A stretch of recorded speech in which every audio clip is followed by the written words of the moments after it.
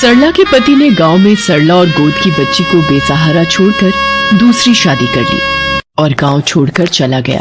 सरला का गांव में भी कोई नहीं था, पर शहर में उसकी मौसी रहती थी, इसलिए सरला उनके पास शहर आ गई।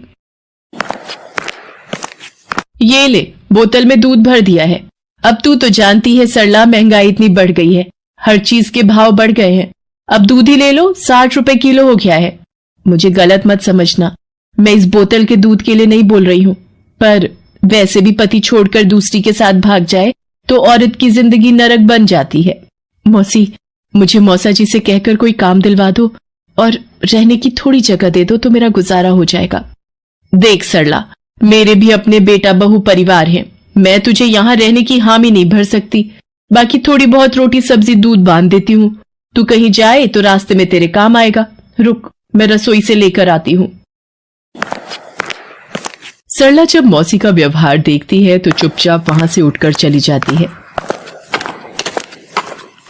अरे ये कहाँ गई? चलो अच्छा है, भला टली, खुद ही चली गई। अब मैं कहाँ जाऊं, क्या करूं? या तो वापस गांव चली जाती हूँ, पर टिकट के पैसे भी तो नहीं है, मुझे कोई काम ढूंढना होगा। भैया, कोई काम मिलेगा कुछ भी? अरे नहीं है कोई काम वाम, चल जा यहाँ से। यहाँ तो कोई भी काम नहीं दे रहा। हे प्रभु, मुझ गरीब की सहायता करो। हाँ लाखन, जल्दी जल्दी आलू छील, 300 समोसों का ऑर्डर पूरा करना है। बिशन भी बीमार है और छुट्टी पर है, तुझे मेरे साथ लगना होगा ताकि जल्दी जल्दी काम पूरा हो जाए। भैया जी, कोई काम मिलेगा? मुझे काम की बहुत जरूरत है, कुछ भी काम मिल जाए आपकी दुकान पर। कोई काम नहीं है, जाओ यहाँ से। अच्छा रुको रुको, समोसे बनाने आते हैं? हाँ भैया जी, हमारे गांव में सब लोग तीज त्योहार पर घर पर ही सारे पकवान बनाते हैं। तो ठीक है, पहले आलू छीलने में लाखन की मदद करो, फिर ये मसाला बनाकर देगा, तुम समोसा भरती जाना, ठीक है? बाकी काम मैं समझा दूंगा। बच्ची को वहां सामने बोरी बिछाकर लिटा दो। सरला हलवाई की दुकान पर समोसे बनाने के काम में लग गई और जैसे जैसे वो हलवाई उसे समझाता, सरला बिल्कुल समझदारी से वो काम करती। शाम के वक्त वीरेंद्र भैया, सारे समोसे बनकर तैयार हो गए हैं और गिनकर पैक भी कर दिए हैं। भाई वाह, अभी तो 5 बजने में आधा घंटा बाकी है और समोसे बनकर तैयार भी हो गए। बहन, तुमने बहुत अच्छा और सफाई से काम किया है। ये लो अपनी मेहनत के 100 रुपए रखो। भैया जी, आज तो आपने काम दे दिया, पर शहर में मुझे कोई नहीं जानता। अगर मेरे लायक कोई और काम भी हो तो बता देना, आपकी बड़ी मेहरबानी होगी। ठीक है बहन, तुम 1-2 दिन में आकर पता कर लेना, हो सका तो मैं तुम्हारी मदद जरूर करूंगा। वीरेंद्र भैया, सामने रेलवे स्टेशन पर कई समोसे बेचने वाले हमसे समोसा लेकर बेचते हैं, क्यों ना इसे भी वही काम दे दिया जाए?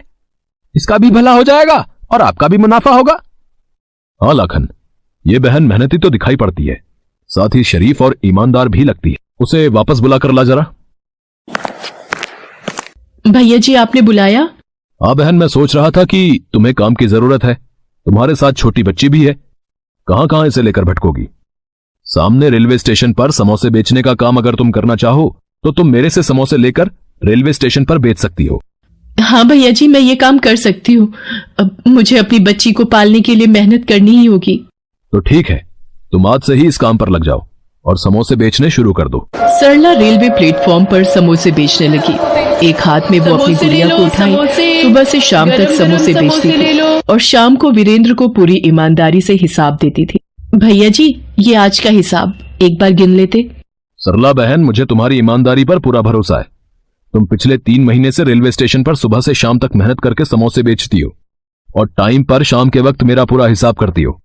भैया जी, वो जो कमरा आपने बताया था, मैंने 100 रुपए किराए पर ले लिया है। ठीक किया, फुटपाथ पर छोटे बच्चे के साथ इधर उधर भटकने से अच्छा है एक ठिकाना तो मिला तुम्हें। सरला इसी तरह एक दिन रेलवे प्लेटफॉर्म पर समोसे बेच रही थी। समोसे ले लो, समोसे, गरम गरम समोसे ले लो।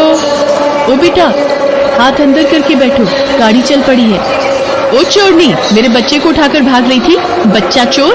मैं बाथरूम क्या गई, ये औरत मेरे बच्चे को अकेला देखकर चुराने लगी। नहीं नहीं बहन, वो तो गाड़ी चलने लगी थी तो बच्चे को मैं हाथ अंदर करने के लिए बोल रही थी। क्या हुआ सुधा, ये शोर कैसा? मैं नीचे से पानी की बोतल लेने गया था। अजी, ये चोरनी हमारे बच्चे को बहलाकर अपने साथ ले जा रही थी। सरला?